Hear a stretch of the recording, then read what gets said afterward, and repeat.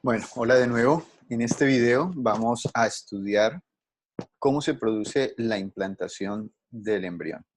Recuerden que estamos en la segunda semana de gestación y la implantación es uno de los procesos que se producen durante esta semana de gestación. Bien, recordemos que al final de la primera semana, es decir, cerca del día sexto y séptimo, el blastocisto ya se encuentra en el lugar donde se va a implantar. Normalmente se implanta en la pared posterior y superior del cuerpo del útero. Y recuerden que el blastocisto está siendo transportado por el aparato reproductor femenino gracias al movimiento ciliar de las células ciliadas del epitelio de revestimiento del tracto genital femenino. Ahora, ¿cómo se produce la implantación? Lo que hay que tener en cuenta es, lo que vamos a estudiar ahora es cómo o cuáles son los mecanismos que permiten la implantación del blastocisto. Recuerden que la implantación es la invasión del blastocisto en el interior del endometrio. La implantación es la invasión del blastocisto al interior del endometrio, de la capa funcional del endometrio. ¿Cómo se produce la implantación? Se produce gracias a la interacción del glucocálix que se encuentra en la superficie de las células del trofoblasto y en la superficie de las células epiteliales que revisten el endometrio. Esa interacción del glucocálix hace que el blastocisto se detenga en la región por donde se va a implantar. También van a participar glicoproteínas multiadhesivas, como la laminina y la fibronectina. Recuerden que las glicoproteínas multiadhesivas son moléculas que permiten la unión célula-célula, célula-fibras, célula matriz extracelular, fibras-fibras. También esta capa del trofoblasto va a liberar enzimas y esas enzimas se van a encargar de erosionar el endometrio para permitir la invasión del blastocisto en el interior de la capa funcional del endometrio. Y también va a haber un descenso del pH. Entonces, ¿qué es la implantación? Es la invasión del blastocisto al interior de la capa funcional del endometrio. ¿Cómo se produce esta implantación? Se produce porque hay una interacción del glucocálix que se encuentra en la superficie de las células del trofoblasto y la superficie de las células epiteliales que revisten el endometrio. También hay glicoproteínas multiadhesivas. El trofoblasto va a liberar enzimas que se van a encargar de erosionar el endometrio y también va a haber un descenso del pH en esta región donde se va a implantar el embrión que permite la implantación del blastocisto. En esta imagen vamos a observar cómo se produce la implantación, cómo se inicia la implantación. Recordemos que partimos de una estructura que se conoce como el blastocisto. Recuerden que el blastocisto estaba formado por el trofoblasto, que es la capa celular periférica, una capa maciza interna que se conoce como el embrioblasto y una cavidad llena de líquido que es el blastocele.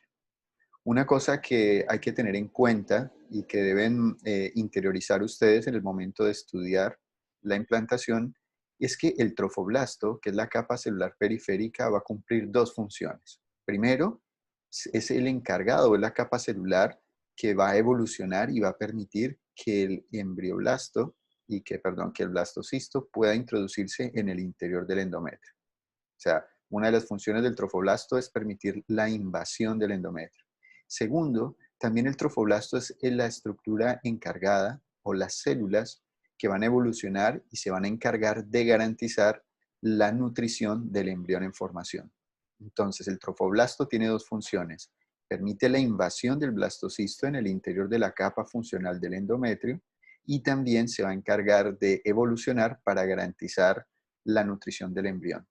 Vamos a ver cómo evoluciona en el tiempo y termina, a partir del trofoblasto, se termina formando la placenta, que es la estructura que va a garantizar la nutrición del embrión en unos estadios más avanzados. Bien, para poder estudiar la segunda semana, estudiar la implantación, nos vamos a concentrar por el momento en la transformación del trofoblasto y cómo el trofoblasto se encarga de erosionar, implantar y de nutrir al embrión. Solo nos vamos a concentrar en esto, después vamos a prestarle atención al desarrollo del embrioblasto y el desarrollo y formación de los diferentes anexos embrionarios.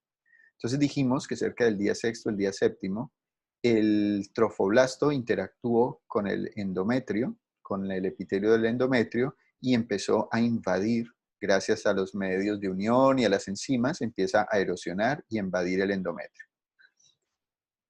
Cuando el trofoblasto ingresa al endometrio, se transforma en una capa celular que se denomina citotrofoblasto. Cito quiere decir célula, entonces la capa celular derivada del trofoblasto se llama citotrofoblasto. Este citotrofoblasto va a proliferar, va a dividirse por mitosis y va a producir muchas células, se va a dividir y va a producir una gran población celular. Muchas de esas células se van a fusionar y van a formar un sinsitio.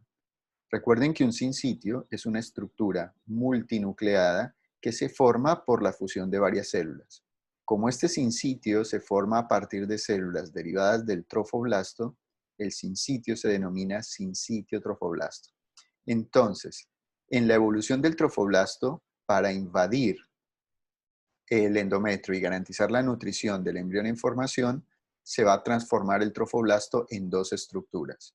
Una estructura celular que se denomina citotrofoblasto y una estructura multinucleada que se forma gracias a la fusión de las células del citotrofoblasto, y esta fusión, esta célula multinucleada o esa estructura multinucleada se denomina sinsitio trofoblasto. Aquí en estas dos imágenes podemos observar los primeros pasos de la invasión o de la implantación. Vemos acá como el trofoblasto se transforma en citotrofoblasto. Muchas de estas células se fusionan y forman esta estructura multinucleada que se denomina sinsitio trofoblasto. Ese sinsitio trofoblasto, recuerden que es el encargado de erosionar el endometrio y también, como vamos a ver un poquito más adelante, se encarga de garantizar los nutrientes que permitan nutrir estas células del embrión en formación. Vemos cómo sigue avanzando en esta imagen la implantación, cómo se agranda más el sinsitio trofoblasto, cómo este sinsitio trofoblasto sigue avanzando en el endometrio y erosiona tanto el estroma. Recuerden que el estroma es un tejido conectivo, entonces va a tener muchas fibras, va a tener células, bien, y va a avanzar para tratar de llegar a las glándulas endometriales y a los vasos sanguíneos, que son los que van a permitir el flujo de moléculas desde los tejidos maternos y la sangre materna hasta el embrión en formación.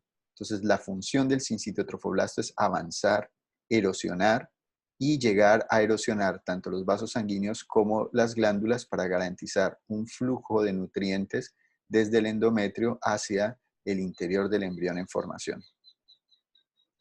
Entonces recuerden que cuando el trofoblasto se implanta en el interior del endometrio, se va a denominar citotrofoblasto. Este citotrofoblasto prolifera y muchas de sus células se fusionan, y esa fusión de células del citotrofoblasto van a dar origen al sinsitio trofoblasto. Otra vez, trofoblasto, citotrofoblasto y sinsitio trofoblasto.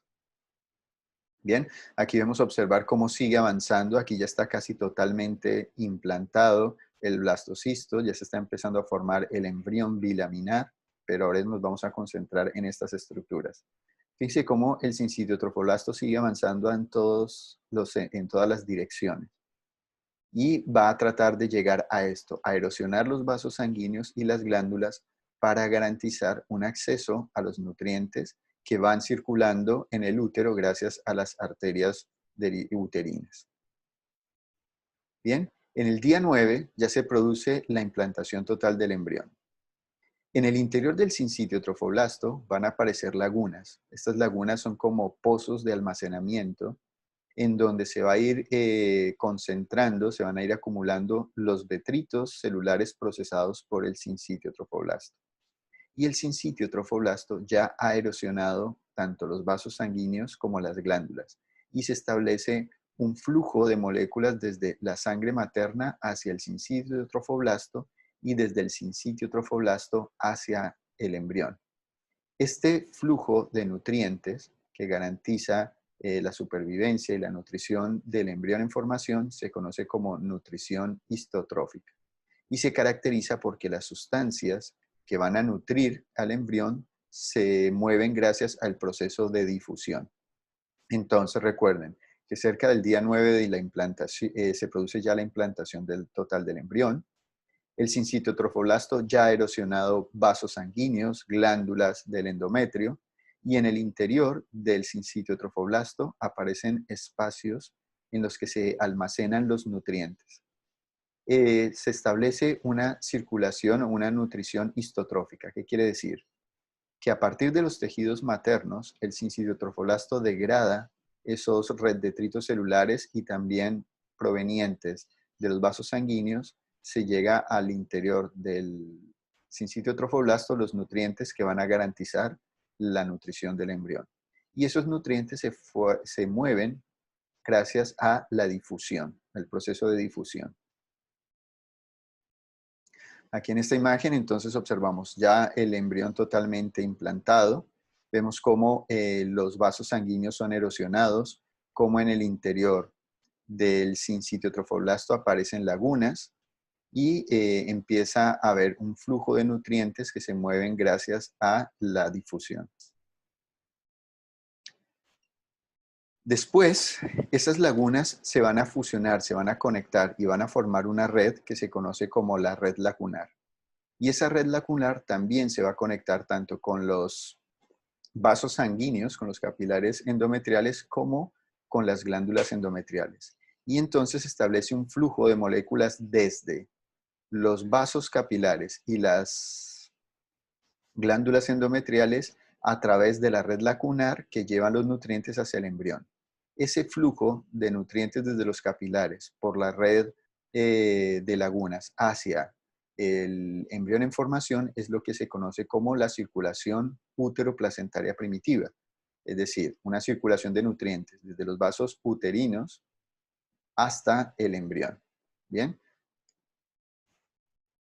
Aquí en esta imagen podemos observar también cómo ya el sincitio trofoblasto ha avanzado, se ven las lagunas, se ven cómo han erosionado los capilares sanguíneos. Entonces imaginen que estas lagunas están conectadas, se genera una red lacunar y los nutrientes pasan desde la sangre materna a través de la red lacunar y desde la red lacunar pasan a todas las células que están formando el embrión y los anexos embrionarios.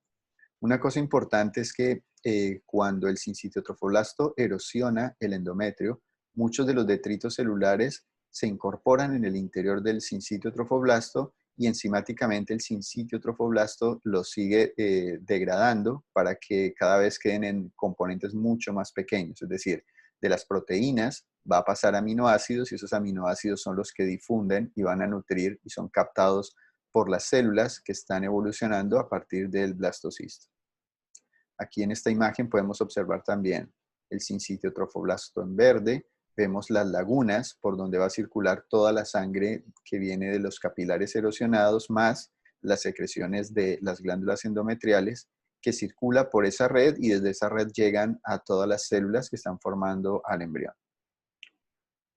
Hay una reacción que es importante reconocer y recordar, que es la reacción decidual. ¿Cómo podemos definir la reacción decidual? Primero, entender que cuando escuchamos o leemos la palabra decidua, se está refiriendo al endometrio de una mujer embarazada, es decir, al endometrio grávido. Grávido quiere decir embarazado. Entonces, ¿qué es la decidua? Es el endometrio de una mujer embarazada. Entonces, la reacción decidual es la reacción que tiene el endometrio de una mujer embarazada. ¿Y por qué se produce esta reacción? Es una reacción que va a permitir que en esta región donde se está implantando y se está desarrollando el embrión, se genere una zona eh, inmunológicamente tolerante para que el sistema inmunitario que se encuentra en el endometrio de mamá no ataque estos tejidos que van a ser extraños respecto a los tejidos maternos. Entonces, la reacción decidual es una serie de reacciones del endometrio grávido que van a facilitar y van a permitir la implantación y el desarrollo del embrión. ¿En qué consiste esa reacción decidual? Consiste en que las células del estroma, recuerden que el estroma es un tejido conectivo que va a tener células, esas células se llenan de lípidos, se llenan de glucógeno, que son nutrientes para las células del embrión en formación. También los vasos uterinos van a vasodilatarse, es decir, aumentan el diámetro, aumentan la permeabilidad y ese aumento de la permeabilidad hacen que el estroma se dematice, se llene de líquido, lo cual facilita no solo la invasión por parte del sincitio trofoblasto, sino también la nutrición de nutrientes. Y en la región donde se implantó el embrión y donde se está desarrollando el embrión, se va a generar una zona que se conoce como inmunológicamente tolerante. Es decir, que mamá hace que en esta región de su endometrio el sistema inmunitario sea tolerante, permita el desarrollo del embrión que se está formando. Bueno, aquí terminamos esta primera parte de segunda semana. Nos vemos en el siguiente video para seguir desarrollando.